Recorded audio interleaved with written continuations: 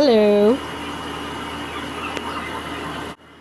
Ayun, mga kaibigan, magandang hapon sa inyong lahat. Welcome back to MOTG at we're privileged na meron tayo ulit makakasama this afternoon. Walang iba kundi si Pipi Jeff. Hi! Hello, magandang umaga, tanghali, At kung hapon anong at time gabi. zone. Kompleto na, kompleto. Oo. Kamusta? Kamusta ang iyong araw today? Ito ang pinaka-relaxing araw sa buong linggo dahil ngayon ay linggo. Oo nga, correct. What do you Oo. usually do kapag relax time or day off? Dalawa, exercise sa bawi tulog. Tama, no? Correct. Kasi hindi ko nagagawa yun pag weekday eh. Oo. Laging rush sa umaga, wala konting ano lang, talon-talon lang, papawis konti, tapos ano na, trabaho ulit, gano'n na naman for the next 5 days, 6 days. That's true. Pero ang Hmm. exercise mo, sports ba? Oo, kung ano lang puwedeng pagpawisan. Ngayon kasi pinakamalapit sa'kin 'tong Ilorde kaya boxing is a good sport for me. Yeah. Cardio actually. Active, Ah, active ka talaga sa boxing hmm, right now. Do you oo. compete? Hindi, ano lang, pang papawis lang. Okay. Mahirap makipagsuntukan sa tunay na boksingero. Pero how long have you been doing yung boxing as a hobby? Matagal na rin, baka 20 years na. Ah, talaga ba? Oo, sobrang tagal na. Kasi I was invited by a friend. Alam mo yung dito sa President's Avenue, yung tinayo ni Pacquiao na boxing gym, si Nazario. Yes. Yun. Oo. Oo, yung malapit kila Edward yun eh. Oo. So, Diyan ka nag-start. diyan ako nag-start, maliit lang siya. Mm. Yung mga trainer ko, mga talagang professional boxers. And one time na naabutan ko pa si Manny Pacquiao diyan sa gym na 'yan. Kasama si Jinky saka yung kambal ni Jinky. Sabi ko, "Sino ba 'tong siga nito nag-parking pahalang, nakuha yung apat na car park." Yun pala siya yung ano, no? Manny Siya pala yung Pacquiao. may-ari. Siya pala yung may-ari. Si Manny Pacquiao. Si Nazario kasi yung una niyang ano, Coach. boxing coach. Oo, oo, tama. Unang manager niya. And, yun, 'di ba tumira si Manny Pacquiao dito sa ano, Sa BF. sa Oo. BF. So, Meron I siyang think property dyan. meron siyang sariling, gym din, hindi siya commercial. Pero bakit yun nga, parang private at the same time public, eh, kasi si Nazario din nagpapatakbo, eh.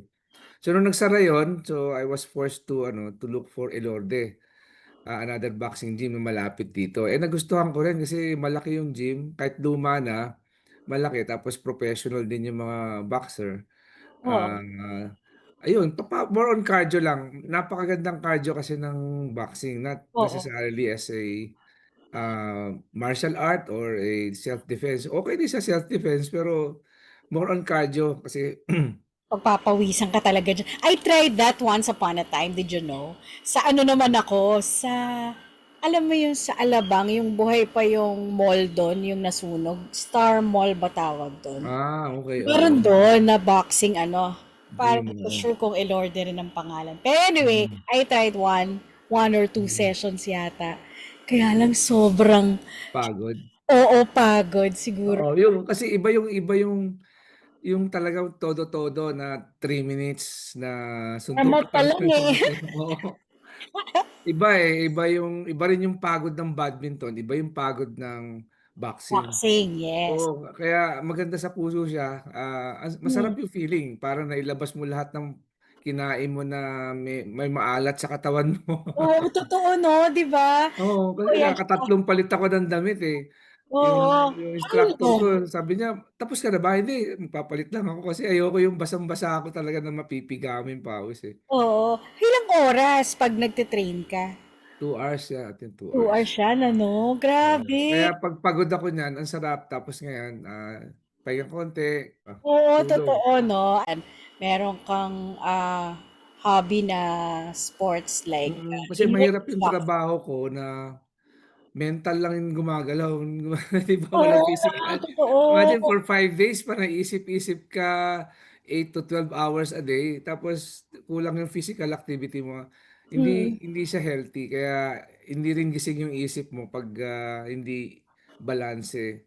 So, May na-knockout ka na ba diyan by accident? wala naman, hindi naman ako nag-i-sparring kasi talagang iba kasi yung sparring, eh. Ang sa'kin lang more on cardio kasi mahirap mahirap 'pag tunay na boksingero 'pag di mo makontrol mahirap din, eh. Oo 'no, 'di ba? Tama 'yan. So, parang continuously never ka nag-stop talaga, parang, Oo. for 20 years dire-diretso 'yun? Yeah, natitigil lang ako 'pag may ginagawa, may busy, Oo, gano'n. oo, or may lakad ng family 'no? Oo. Sa Tapos af siyempre kailangan din ng variation kasi, hindi naman panay boxing na nagba-badminton din ako, ayan. Oo, tsaka Although Arnis, I remember we did that, Arnis. yeah, oo, actually meron nga kaming mga training, hindi na ako na nakakapunta. May variation, importante kasi Oo, variation. tama para hindi routine ano. Oo, Tapos para hindi yan, routine. isa pa siyempre, ang gusto kong tanungin is, hanggang ngayon ba tumutugtog ka pa rin? Kasi kung di nyo natatanong, mga kaibigan, si Jeff magaling, mahusay yan na pianista. Yan. Nung panahon niya ng prime na ikaw ay nagkukumpit din, tama ba? Kwento mo nga yun.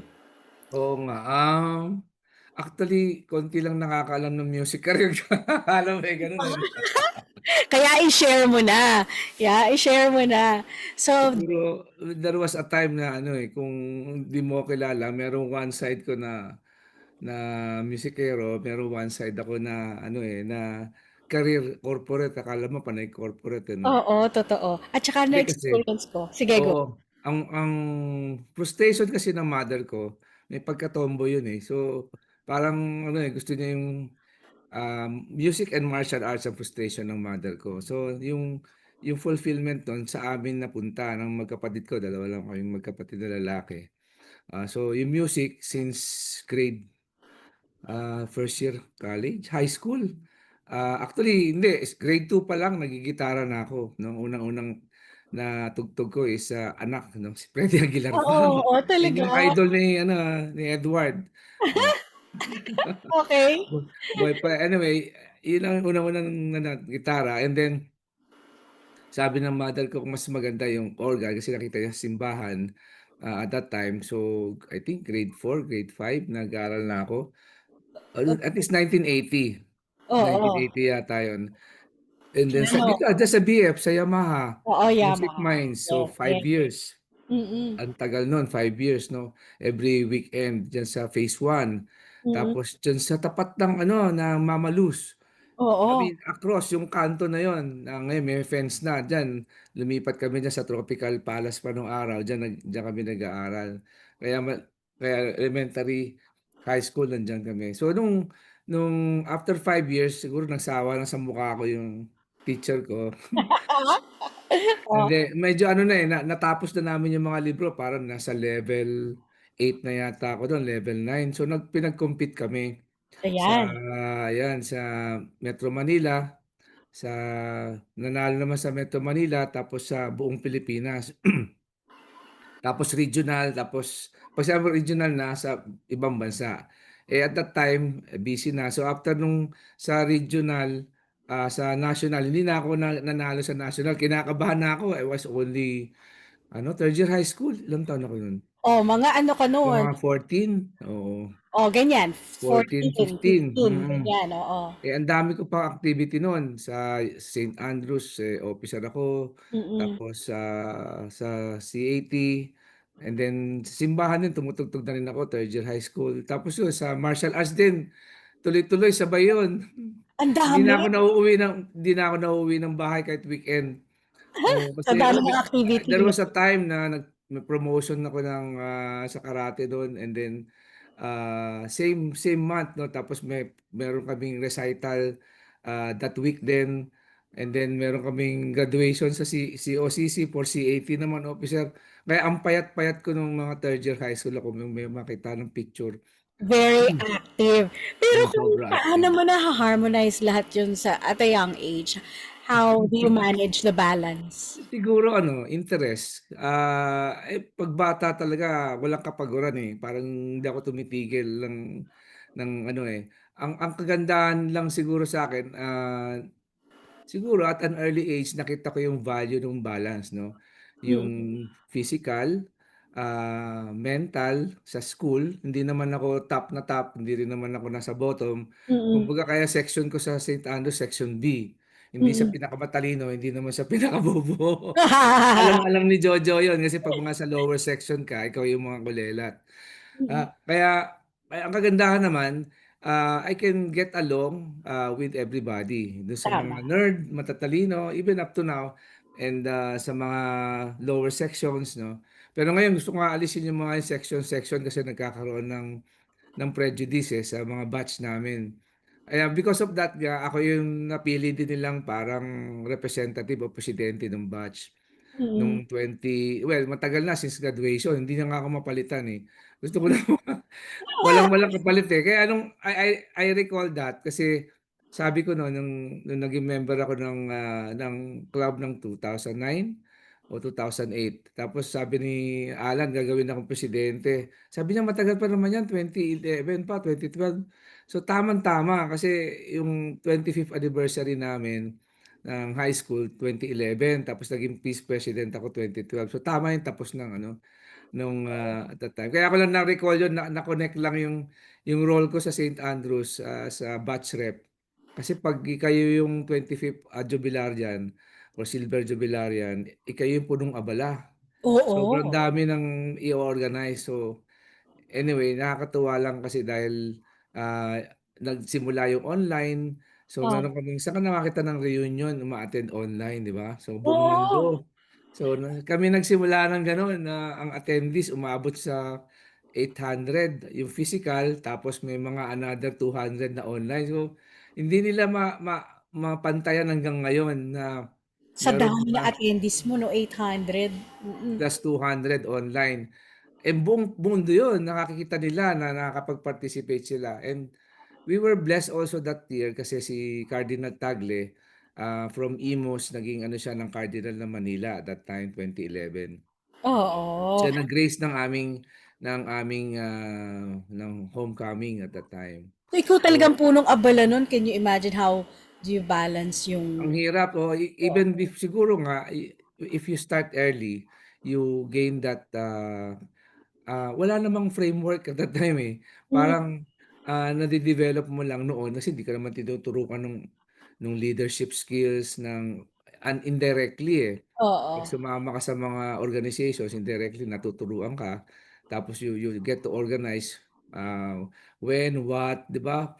Anong Mm, mm. activity, yun. So yun yung mga natututunan mo lang as you go along. And siguro nga mas maganda yung na-expose lalo na sila Johan, at a young age to do the same, 'di ba? Tama. Let Ta they kasi find nga their own ano. Oo, pero yun nga ang I think importante rin yung balance, even up to now, yung physical kasi talagang imposible kung panay mental work lang, eh, 'di ba? Hindi naman pupuwede ring Hmm, tumigil ka mag-aral, 'di ba? So, yes. Kailangan balanse kailangan lahat lang. Tapos balanse, not to the extreme, pero yun na nga kailangan mo pa rin on a career basis naman may focus ka on your, particular industry na 'di ba? So, ako real estate ang, napili ko. yes. So Kung meron kang ibibigay na advice sa mga young, yung young ones or young entrepreneurs or young career oriented persons, ano kaya yon? Yung wala sa kanila na meron sa atin noon, earlier times na hmm. wala pang technology na ganun ka-advance. Bitinin muna natin sandali. Abangan natin sa part 2 ng interview na yon ang advice ni Jeff. Dito lamang po sa MOTG Midtown on the Go. In our sleeping midtown, nothing would let us down.